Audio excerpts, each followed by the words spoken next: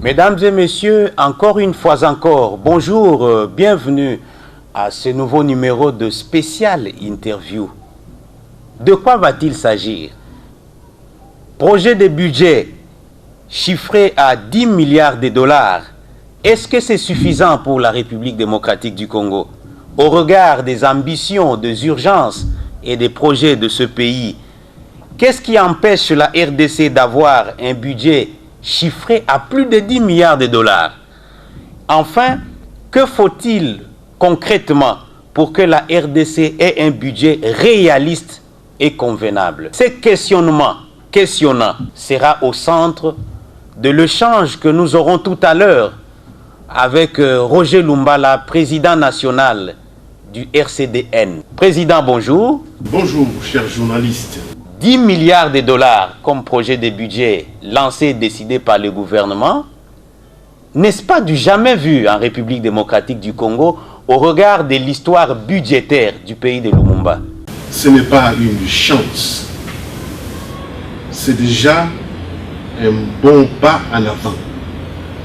Parce que c'est par l'intervention directe du président de la République, Félix Antoine Tshilombo, lui-même, que le gouvernement a réajusté ou a augmenté le budget. C'est au vu de son programme, de tous les projets qu'il a pour réaliser dans notre pays, qu'il s'est dit lui-même aussi, avec toutes les critiques qu'ils ont enregistrées, ils ont bien vu qu'il fallait ramener le budget de 7 milliards à 10 milliards. Est-ce que c'est atteignable? Est-ce que c'est réaliste, se demande-t-on? Mais bien sûr que c'est réaliste, parce que tout le monde sait que le président honoraire Joseph Kabila Kabange avait dit qu'il y avait 15 milliards de dollars américains qui tombaient dans le panier des crabes, qui n'étaient pas orientés vers le trésor public. Donc, c'est faisable. Mais... c'est faisable, mais ce n'est pas de l'argent en espèces. Non.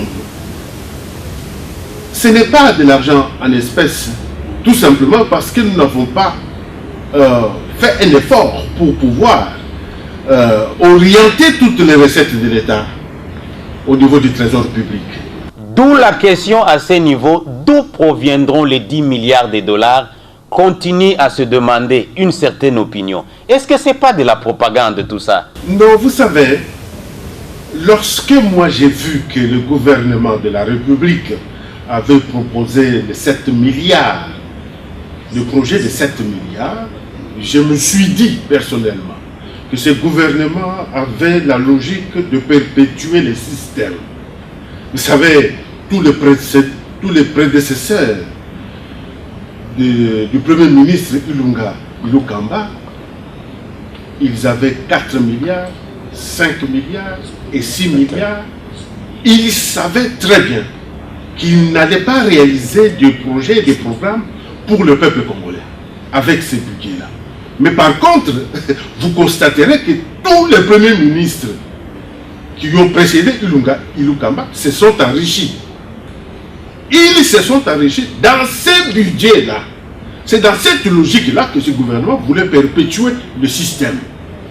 Aujourd'hui, le chef de l'État, Félix Antoine Tshilombo, a cassé ce système-là. Le fait de ramener le budget de 7 milliards à 10 milliards... une première en RDC. Une première, bien sûr. C'est ça ce que moi j'appelle le miracle congolais. Nous devons opérer le miracle dans ces pays. Miracle, oui, mais comment créer un équilibre?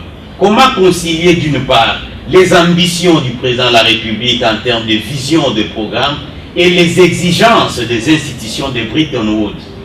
Vous savez... qui grondent déjà, qui estiment que 10 milliards, c'est trop, c'est irréaliste. ils ne peuvent pas intervenir dans la politique intérieure de notre pays. Ça, c'est un fait. Parce que tout simplement, quand ils nous viennent chaque fois à l'appui budgétaire, ils posent trop de conditions avant de libérer les sommes qu'ils ont proposées. Mais nous disons ceci. On a reconnu, vous savez, à l'époque où le professeur Daniel Mokoko Samba fut vice-premier ministre et ministre en charge du budget, il avait organisé des assises nationales pour le coulage des recettes publiques. Et même lui, à l'époque déjà, du président Joseph Kabila Kabange, ils avaient déjà constaté qu'il y avait beaucoup plus d'argent qui échappait au contrôle du trésor public. Puisque vous parlez de coulage des recettes, président Lumbala, est-ce que ce n'est pas mettre la charrue devant le bœuf quand on sait que le coulage des recettes se porte bien en RDC? Mais quand on dit que le coulage se porte bien, qu'est-ce que cela veut dire? Cela veut dire qu'il y a le détournement de l'argent. Le coulage, ce n'est pas le fait que l'argent est dirigé au trésor public. Mais justement, il faut commencer par boucher, si pas fermer, les robinets qui provoquent l'écoulage des recettes avant de proposer un chiffre faramineux comme 10 milliards de dollars. C'est tout simplement vous dire que dans notre système financier, l'écoulage, la corruption, le détournement, les rétrocommissions sont des moyens qui empêchent les trésors publics de renflouer la caisse de l'État. Mais c'est là le grand chantier, il fallait commencer par là. C'est là que nous disons, le chantier le plus important pour nous, c'est la justice. Tant que l'on n'aura pas la justice capable de pouvoir sanctionner les uns et les autres, nous connaissons toujours le même problème. C'est là qu'on revient à dire que, à partir du moment où le président qui est honoraire, Joseph Kabila Kabange, avait permis les assises nationales sur le coulage des recettes des trésors publics, il avait déjà pensé à améliorer les trésors publics. Mais malheureusement, en application, la justice n'a pas suivi pour corriger ce qu'il fallait faire. Ce n'est pas pour rien que le professeur Louzo Lobambi, de son côté aussi, avait fait un travail qui n'avait pas été suivi. Ah oui, les résultats n'étaient pas au rendez-vous. C'est pourquoi nous disons, nous avons tellement de possibilités dans notre pays et qu'il faut commencer à traquer tous les Koulouna en col blanc, comme vous le dites. On va y revenir, président. Peut-on continuer à compter sur les promesses et appuis budgétaires de la communauté internationale quand on sait que les procédures de décaissement sont émaillées des caprices, sont longues et parfois complexes? Nous ne pouvons pas compter pour la réalisation de certains projets urgents de la République démocratique du Congo. Nous disons tout simplement que même dans le budget de l'État, il y a ce que nous appelons des dépenses de l'État et des recettes de l'État. Dans les recettes, nous avons ce que nous appelons des recettes fiscales et des recettes non fiscales et aussi des emprunts. Si nous arrivons à demander ou à solliciter des emprunts dans des différentes organisations ou dans des différentes banques internationales comme des Bretton Woods, nous disons tout simplement que nous allons de manière saccadée voir comment ils peuvent décaisser leur argent. Mais pour ce qui nous concerne, nous ne pouvons pas compter sur la communauté internationale pour déclencher la machine socio-économique dans notre pays. Nous disons que nous devons compter d'abord sur nos propres moyens avant de compter sur les autres qui viendront avec les conditions telles que vous les dites. En sus, ne faut-il pas des politiques rationnelles et raisonnables, des évaluations à mi-parcours au niveau des entreprises publiques et des ministères? Il faut maintenant, là, comme le président de la République a dit qu'il faut 10 milliards de dollars américains. Ce n'est pas une chose facile, mais il faut que chaque ministère puisse être évalué, parce que chaque ministère peut produire de l'argent. Chaque ministère peut créer des emplois. Nous ne disons pas qu'il faut aller recruter tous les membres de sa famille pour les jeter dans l'administration, qui est déjà pléthorique. Nous disons tout simplement qu'il y a des emplois de proximité que nous pouvons créer dans tous les ministères, dans toutes les entreprises. Et nous avons intérêt aujourd'hui à ce que, au niveau de chaque territoire et au niveau de chaque commune, nous puissions mettre un comité, je ne parle pas d'une commission, un comité qui doit faire le travail pendant tous les trimestres. En une année, fiscale bien sûr, nous avons 4 trimestres. Nous avons 4 trimestres. Tous les 3 mois, nous devons évaluer pour savoir tel ministère a produit quoi, tel territoire a produit quoi. Parce que l'objectif, c'est de ramener le budget à 10 milliards de dollars américains. Il faut que chaque citoyen congolais soit mobilisé. Il faut que chaque travailleur congolais soit conscient. Et qu'il soit conscient que s'il commet des bêtises, s'il vole, il sera puni par la loi. À partir de ce moment-là, si nous mettons cette logique-là, je suis convaincu que nous pouvons aller même au-delà des 10 milliards que le chef de l'État a prévu. Ils seront punis par la loi, ça nous permet de passer à l'autre question. Est-ce que la traque contre le kouloun en cravate, le coulage des recettes dans les entreprises de l'État et surtout le recouvrement forcé auprès des compatriotes qui doivent à l'État ne constitue pas la piste idéale capable de pouvoir doter le gouvernement Ilunga Ilunkamba des moyens dont il a besoin?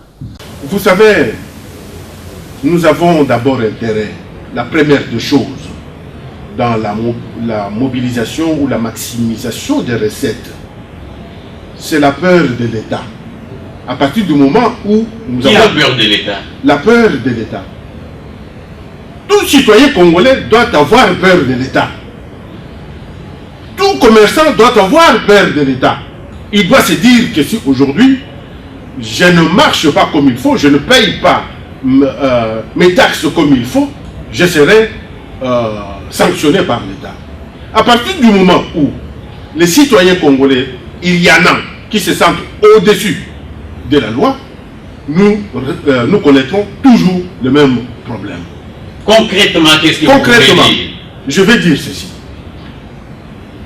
Il faut que l'État arrive à poursuivre, la justice arrive à poursuivre tous les compatriotes congolais qui, par exemple, ont pris de l'argent dans des entreprises ou pour des projets, mais qui n'ont pas réalisé ces projets. Il y a des cas bien identifiés. Il y a des cas qui sont déjà dans cette brochure où le réseau des parlementaires africains contre la corruption.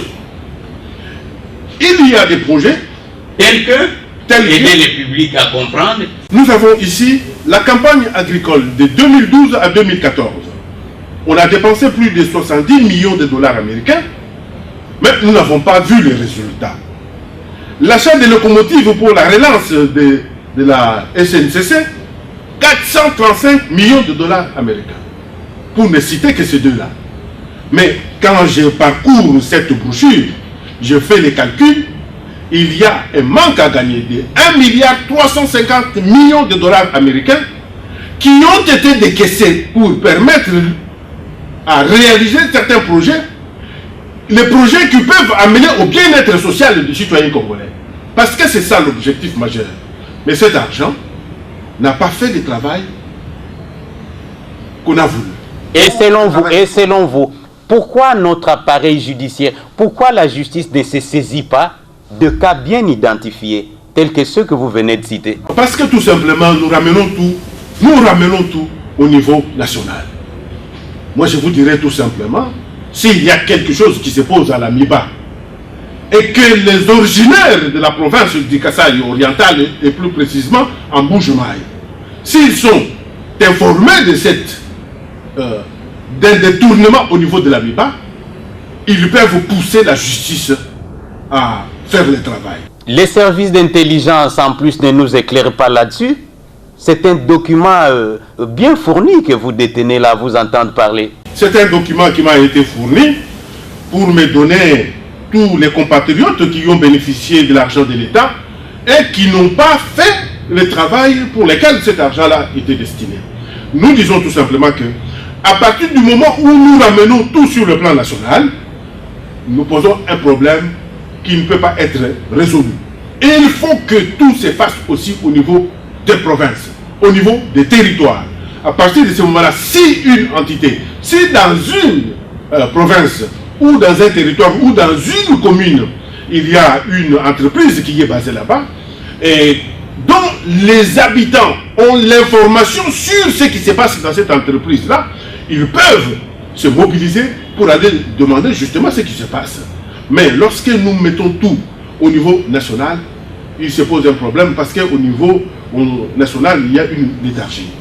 Est-ce que cette espèce de léthargie collective face à des atrocités financières suicidaires pour le pays n'est pas, selon vous, l'un des gros obstacles au redressement financier de la RDC? Cette léthargie favorise encore les gens qui ont volé l'argent de main, qui ont détourné l'argent hier. Et qui se promènent allègrement, et qui se promènent allègrement. Non seulement ça, c'est eux qui construisent des écoles. C'est eux qui construisent des hôpitaux. Des flat hôtels. C'est eux qui construisent des flat hôtels. C'est eux qui distribuent l'argent pendant la campagne électorale. Et ils se font élire grâce à cet argent-là. Donc, en quelque sorte, il y a un blanchissement de l'argent volé de l'État par le fait qu'on vous a donné un mandat public. Vous comprenez que la situation n'est pas tellement difficile, mais le chef de l'État doit comprendre que nous ne pouvons pas aujourd'hui accepter de continuer avec cette pratique-là. C'est pourquoi moi je soutiens la manifestation du CLC. Parce que le CLC dit qu'il y a l'impuissance de la justice. Cette impuissance de la justice fait que aujourd'hui, les gens qui sont cités dans de telles situations se pavanent et continuent à se promener et à rouler carrosse en République démocratique du Congo sans qu'ils soient interpellés. Alors que vous soutenez la démarche du CLC qui a lancé, vous parlez du comité laïque de coordination qui dit « Ensemble, entrons dans la croisade contre l'impunité et l'impuissance de la justice ». Mais vous avez suivi la réaction de certains des états-majors des partis politiques. On dit « Ah non, les CLC exagèrent ». Mais écoutez, le combat du CLC, là je ne comprends même pas comme journaliste, le CLC défend les valeurs. Luttons contre l'impunité, luttons contre la corruption. C'est ça même la vision du président de la République, l'une de ses préoccupations, lutter contre la corruption, l'injustice et tout ce que vous savez. Alors comment comprenez-vous comme acteur politique le fait que certains partis politiques rament à contre-courant de ce que le CLC demande? Comment comprendre ça? Il y a différentes compréhensions dans ce que nous faisons. À partir du moment où le CLC était impliqué dans d'autres démarches avant, les partis politiques suspectent déjà le CLC. Mais pour ce qui concerne le cas d'espèce, de l'impuissance de la justice, de la lutte contre la corruption, ça, ce sont des éléments de valeur sur lesquels nous devons, nous, en tant que citoyens congolais, nous appuyer pour soutenir cette démarche du CLC. C'est pourquoi moi, personnellement, je vous dis, je suis tout à fait d'accord, parce que je ne peux pas accepter ni le président Joseph Kabila Kabange, le président honoraire, ni le président actuel, Félix Antoine Tshilombo Tshisekedi, n'accepte que la justice soit impuissante. L'impuissance de la justice, c'est face à qui et face à quoi? L'impuissance de la justice face au détournement, face aux voleurs, face aux rétrocessions, face aux rétrocommissions. C'est ça l'impuissance que nous déplorons. Alors que la justice devait être puissante devant tous les maux qui rongent notre République. À titre d'exemple, revenez sur l'un des projets que vous avez piqué dans votre bouquin. Là. L'exemple, nous avons, par exemple, je vais aller beaucoup plus loin, c'est lui qui peut intéresser, projet de construction de 1000 écoles par an. On a déboursé 198 255 750 000 dollars. Le projet de construction de 1000 écoles par an. Je me pose la question de savoir, alors que cet argent est déjà décaissé, je me pose la question de savoir où sont construites ces écoles. Pour revenir à vous, et pourquoi la justice ne se saisit pas d'un tel dossier? C'est pourquoi le CLC dit que la justice est impuissante. Et donc le combat du CLC est noble à vous entendre parler. Je dis que moi je soutiens le combat du CLC. Et je serai dans la manifestation du CLC. Samedi 19. Parce que je dis tout simplement que ce combat est noble. C'est un combat de valeur. Le président Félix Antoine Tshisekedi ne veut pas de la corruption dans notre pays. Le président honoraire Joseph Kabila Kabange avait même initié des assises contre le coulage des recettes publiques dans notre pays. Vous l'avez évoqué, je vais essayer d'embrayer là-dessus pour enchaîner un peu. Est-ce que, à vous entendre parler au regard de la réalité, est-ce qu'il n'y a pas une espèce de co-responsabilité? Pourquoi il n'y a aucune commission parlementaire qui table sur tous ces projets que vous égrenez? Aucune commission parlementaire, aucune action judiciaire de la part du PGR, aucune réaction même de la part de la population. 1000 écoles, c'est où?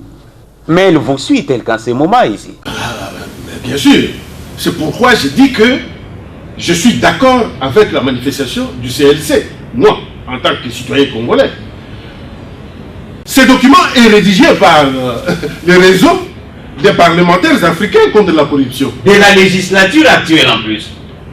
Cela veut dire que le Parlement est informé parce que c'est le résultat du travail qui est fait par la Ligue congolaise de lutte contre la corruption. Mais si la présidente du Parlement ne bouge pas, c'est là où nous disons qu'il y aura des responsabilités qui seront partagées à un moment donné, au moment où la justice sera réellement puissante dans notre pays. Budget de 10 milliards de dollars, même si ce n'est qu'un projet dans la mesure où le Parlement ne l'a pas encore avalisé pour vous, Président Lumbala. Est-ce que c'est un budget fonctionnaliste, je veux dire pour faire fonctionner les institutions de la République, ou bien un budget développementaliste pour développer les pays? Je ne pense pas qu'on peut développer les pays avec 10 milliards. Mais c'est quand même moins que 7, c'est quand même mieux que 7 milliards de dollars américains. Une façon de dire que ce n'est pas quand même dans le bon sens. Ce n'est pas dans le bon sens, je dis bien, mais nous évoluons. Le président de la République a essayé de voir est-ce qu'il y a-t-il une possibilité de mobiliser, de maximiser des recettes. Il a ajouté sur les 6 milliards qu'avait le gouvernement sortant, 6 milliards de dollars américains, il a presque ajouté 4 milliards de dollars américains. Il faut une démarche maintenant. Je pense que j'aurai des propositions à faire quant à la mobilisation des recettes. Tout à fait. Voilà. Mais nous disons tout simplement que avec le budget de 10 milliards de dollars américains, on ne va pas développer la République démocratique du Congo, notre pays, mais autant avoir ces 10 milliards que de rester avec les 7 milliards tel que ça a été proposé par le gouvernement de la République. Selon beaucoup par le gouvernement de la coalition. Selon beaucoup d'analystes, le vrai obstacle à la mobilisation des recettes est d'ordre anthropologique. Ça veut dire que la plupart des Congolais sont fixophobes. Ils n'aiment pas l'impôt. Qu'est-ce qu'il faut? De la part de ceux qui mobilisent les recettes, n'est-ce pas qu'il faut insuffler une espèce de civisme éthique fiscal et de la part des contribuables, insuffler un peu, comment dirais-je, la culture fiscale? Qu'en pensez-vous? Non, je ne pense pas. Tout citoyen sait que lorsqu'il mène une action, il doit payer la taxe, il doit payer ses impôts. Mais savoir ne suffit pas. Combien ça quitte de ses devoirs civiques? C'est ça le problème. Mais il s'est posé un problème. Après avoir payé, il faut voir l'amélioration des conditions de vie après. Le peuple congolais se disait Okufutambo et qu'il n'a pas chié à bateau. C'est là où il y a eu un blocage. Bon, maintenant, si ce blocage-là n'est pas débloqué par la justice qui doit poursuivre tous les gens qui prennent l'argent de l'État, au lieu de donner au trésor public, ils les gardent et ils se pavanent après. Parce qu'on le voit dans les rues de Kinshasa, on le voit dans toutes les rues. Après avoir pris l'argent de l'État, ils achètent des voitures, ils prennent 3, 4 femmes, 5 femmes. Vous dites obstacle et vous faites allusion à quoi exactement? Mais il faut que l'État congolais, il faut que la justice congolaise puisse faire son travail.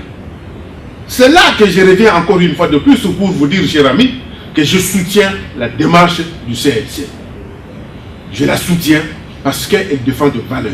Contrairement à certains états-majors. Non, les états-majors, là, je ne sais pas de quel état-major vous faites allusion, mais un état-major sérieux, même si vous avez des problèmes avec le CLC, mais lorsque le CLC avance des arguments en disant que nous devons lutter contre l'impuissance de la justice, l'essentiel pour moi, c'est de soutenir le CLC dans cette démarche-là pour que la justice puisse faire son travail. Est-ce que quand vous parlez obstacle, vous faites allusion aussi à l'interview que le chef de l'État avait accordée à ma consoeur de Belgique le soir, Colette Bachmann? Le chef de l'État s'est exclamé pour dire 80% des recettes de l'État échappent au trésor public. Bien sûr. Vous savez que après cet entretien, moi personnellement, je me suis penché sur le dossier pour savoir, et si on avait ces 80%, quel budget on aurait? Nous allions déjà atteindre 20 milliards de dollars américains. Cela suppose que nous avons la capacité de pouvoir mobiliser cette somme-là, voire même aller au-delà de ces 20 milliards de dollars américains. Il nous faut une justice. Il nous faut la police. Vous chargez et surchargez la justice. Il nous faut une justice. Parce que, comme je vous ai montré dans ces documents, il y a 1,345 milliard de dollars américains. Vos calculs sont exacts. Qui ont été dégagés pour au moins 13 projets tirés au hasard. Alors que nous avons plus de 100 projets comme ça. Et qui peut réguler cela? Je ne suis pas le justicier de la République. C'est le procureur général de la République, lorsqu'il a un document comme celui-ci, il doit se saisir du dossier et essayer de convoquer les gens qui sont cités dedans pour les interpeller. Mais puisque pour qu'ils viennent justifier, pour dire, nous avons reçu autant, nous avons construit autant d'écoles, et il en reste autant à construire encore. Mais jusque-là, la situation, telle que vous la connaissez, n'est pas en la faveur de la République démocratique du Congo. Projet de 10 milliards de dollars, Président Lumbala, est-ce que c'est suffisant? De deux, qu'est-ce qui nous empêche d'aller au-delà des 10 milliards? Enfin, que faut-il pour que la RDC se dote d'un budget convenable? À vous la parole. Nous avons la possibilité d'aller au-delà. Les budgets de 10 milliards de dollars américains ne reflètent pas l'image que nous avons à travers la communauté internationale, ne reflètent pas les potentialités que nous avons dans notre pays, les potentialités minières, les potentialités forestières, les potentialités dans presque tous les domaines, même aquatiques aussi. Mais aujourd'hui, comme je vous ai dit que nous étions habitués à avoir un budget, non pas qui servait le peuple congolais, qui servait les hommes des institutions, parce que tous les premiers ministres précédents, le ministre Ilunga Ilukamba, quand bien même ils avaient 4 milliards, 5 milliards, 6 milliards, ils sont sortis de leur gouvernement très riche. Vous aussi un ancien ministre? Non, moi je suis un ancien ministre, c'est vrai. À notre époque de 1+4, il y avait un contrôle qui était sévère. C'est vrai ça? Il y avait un complot. L'opinion peut vous croire, président? L'opinion doit me croire parce qu'à cette époque-là, on avait des acteurs politiques qui s'observaient en chien de vaillance. Donc, il fallait éviter de commettre de bêtises. Et là, nous sommes sortis sains et saufs. Vous n'avez jamais entendu dire que M. Roger Lumbala avait mis sa main dans telle ou telle autre chose. Mais nous disons tout simplement que le budget de 10 milliards de dollars américains n'est pas suffisant pour notre pays. Que faut-il faire pour améliorer? C'est la justice. Nous avons beaucoup de pistes aujourd'hui. Moi, je me dis personnellement, je ne pourrais même pas exploiter les minéraux dans notre pays. Parce que l'exploitation des minéraux, nous l'avons fait pendant plusieurs années, mais nous avons la même situation que nous avons aujourd'hui. Donc, nous devons baser le socle de notre économie sur l'agriculture. Ça prendra combien de temps ça? Ça ne prendra pas beaucoup de temps. L'agriculture, c'est le temps de cultiver, de récolter et de vendre. Je me réfère toujours à Adam Smith qui a tout dans son livre Les richesses des nations, qui a étudié comment des pays, des nations ont multiplié leurs richesses. Nous avons ce que j'appelle aujourd'hui le miracle congolais. Ce miracle, c'est peut-être grâce au président Félix Antoine Tshisekedi, sa façon de donner de l'impulsion. Donner de l'impulsion qui va permettre à ce que chacun de nous puisse mobiliser des recettes là où il est. Chacun de nous doit être vigilant pour voir quelles sont les manœuvres qui peuvent empêcher les recettes fiscales d'être orientées dans les trésors publics. Il faut que chaque citoyen congolais puisse être responsable. Et pour être responsable, il faut absolument être aussi sûr que lorsque je vais dénoncer les manœuvres, et lorsque je vais dénoncer des manœuvres, ces gens-là seront poursuivis. Si vous dénoncez quelqu'un qui ne sera pas poursuivi et qui va revenir vers vous, je pense que le peuple n'aura pas le courage de continuer à le faire. Nous avons intérêt à passer de 10 à 15, de 15 à 20, même à 50 milliards de dollars américains. Notre pays est tellement vaste, notre pays a tellement de potentialités que nous devons absolument avancer. Nous avons déjà touché les fonds. Maintenant, nous ne faisons que remonter. Que faut-il faire pour améliorer ces budgets? Je crois que c'est perfectible. Vous avez des propositions à faire? Nous avons des propositions. Allez-y. Avec la volonté du président de la République, il faut créer le miracle congolais, le miracle économique congolais. Il faut absolument, au niveau de chaque territoire, le territoire doit devenir un agent économique. La commune doit devenir un agent économique. À ce niveau-là, moi je pense que le président de la République ne peut pas mettre en place une commission de lutte anti-corruption. Il doit mettre en place un comité qui va permettre à ce que on lutte contre le coulage des recettes de l'État. Sur le plan opérationnel, c'est quoi la différence entre ce qu'a proposé le chef de l'État? Une commission va rester à Kinshasa et commencer à se réunir chaque fois. Alors qu'un comité, c'est un comité qui est opérationnel.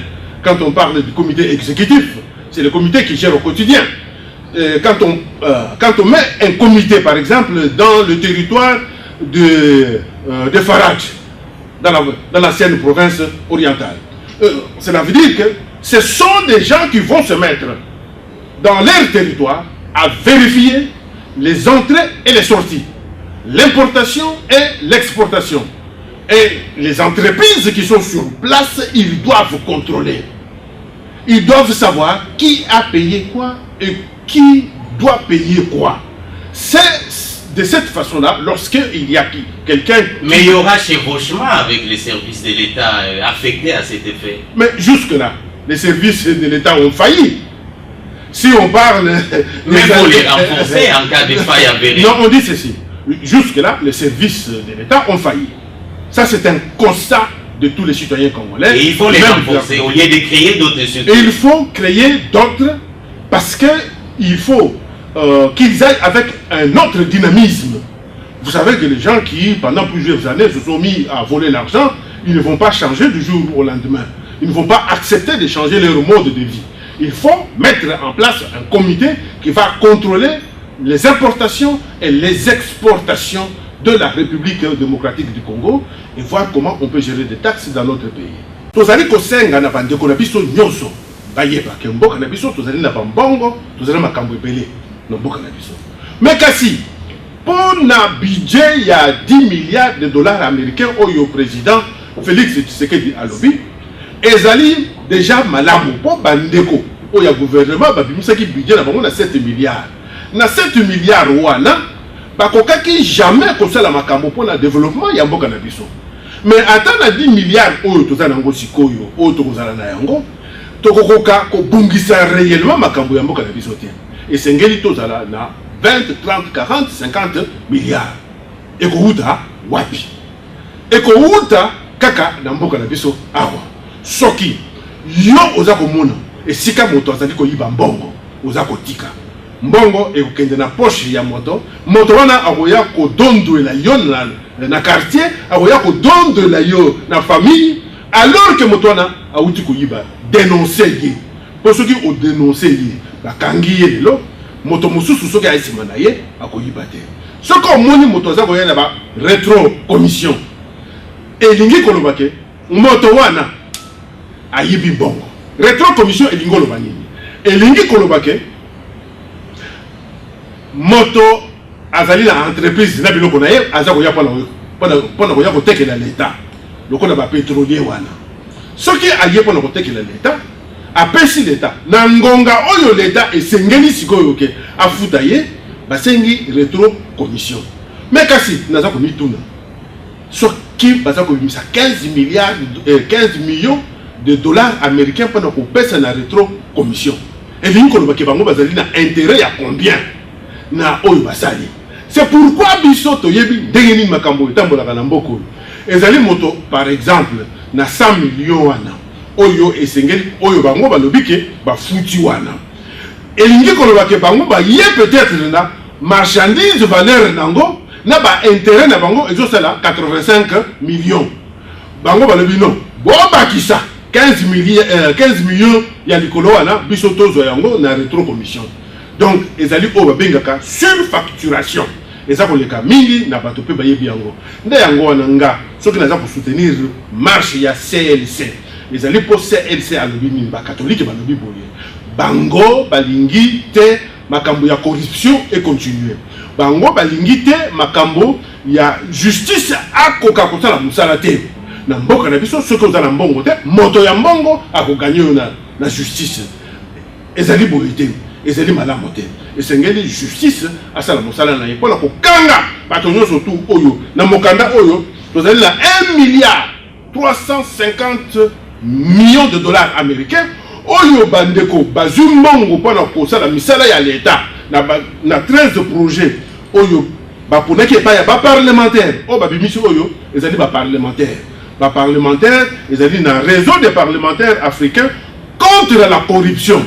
Ce qui yo peuple on a 1 milliard 350 millions de dollars américains et qui et ça comme on a mosala oyo et ça limité un peu aux akotika parce que on connaît la nan bana betu banana ndimu manya bwane benji ngamba mpiopi mukalenga Félix Antoine Tshilombo Tshisekedi mon bouche budget il y a 7 milliards coûte kabia 10 milliards boachengan boalu mu wona bwane bantu abakape na mu logique loi bidiye musokonze bwa titunga détonnage padi ou teka budget de 10 milliards mumoni c'est un miracle économique où tu dis kwa kubwela mu kadi kwa tetu kufika kubintu bya 10 milliards akonako ni tu peta franga yushinto kai bidibi kengena bwane muntu yonso uju mono muinvi uju ba franga ya trésor public amba muntu yonso uduleni wakuku kosemishiko bibi kengana kumu dénoncer nanga neno pati banteja benwa kulwe uno wanu yikala kanu nweze bintu abina mkuto mumoni kanu wakumombuluisha wa mu démarche wenda wakwamba bani titunga jetu dia kumpala ni bishala nini sinyaba kanga tobukalenga kadi bakenza chinyani kibwalukai njindomba bwani mwana mwene kasai yonso ujinja kuzukile kumpa mwana wa mwene kasai ni mwana yonso umvo mwakuru unyume mwa ngakule uwa banjo ni bansante bwani jiba jonso jiji malu amfranga amweka bikengele kumanye bwani uduwenze mujimu chingani bwani kabalo kwamba bwani mukulu mwinjina nyawo ukadi mujita pa nsesu tujilongo laim to suivre et il faut que bon cas même dit ngamba bwani président Félix Antoine Tshilombo Tshisekedi mwamba bwani kimusomala la corruption to kimusomala a rétro commission to kimuso bindi byoso bya bwivi nanja kibon cas mu bandisha budget mu 10 milliards de dollars américains bwani franga ibwela tumona mshindu kai wa kombulisha litonga letu bantu kwa pesi bunajua ke sasa tuko mu système ingine na mu ile système président Félix Antoine Tshilombo Tshisekedi anakataa budget ya kidogo yenye ilitaka kuendelea na kuuzi population congolaise juu ya tukua mpaka mu mateso. Et sasa hivi namna gani tunaweza kupata ile 10 milliards de dollars américains kama atufanya angarisho, kama atuangalie fashi Cesar iko natokea ya kudekuraje batu benye biko na kuya na corruption, batu benye biko na kuya na mambo ya retro commission, batu benye biko na kuya na mambo ya recession. Njo pale tuko nasema tuko na ingia mfazi moja yenye tunataka shebote tukwa vizuri. Sasa juu ya démarche ya CLC aba bamumpe benye biko nataka kufanya manifestation. Biko nataka kufanya manifestation juu ya nini? Biko nataka kufanya manifestation juu biko nasema abatake justice ya Congo ikwa impuissante. Abatake mambo ya corruption iendelee. Na shebote tuna itika ile. Ndio pale mimi niko nasema nitaenda siku ile kwa manifestation juu ya kubancourager. Merci infiniment, je disais, honorable Roger Lumbala, pour cette interview que vous nous avez accordée, et ça permet au public congolais, avec qui vous communiez vraiment très à l'aise dans les 3 langues nationales, vous communiez avec ces publics. Merci beaucoup, vous êtes polyglotte. Les portes de ces magazines vous sont tout le temps ouvertes. On aura besoin de vous pour éclairer l'opinion sur l'une ou l'autre question de l'actualité. Merci beaucoup. Mesdames et messieurs, c'est par ici que se termine cette interview axée essentiellement sur le projet du budget 2020 du gouvernement Ilunga Ilunkamba. Merci de nous avoir suivis et au revoir.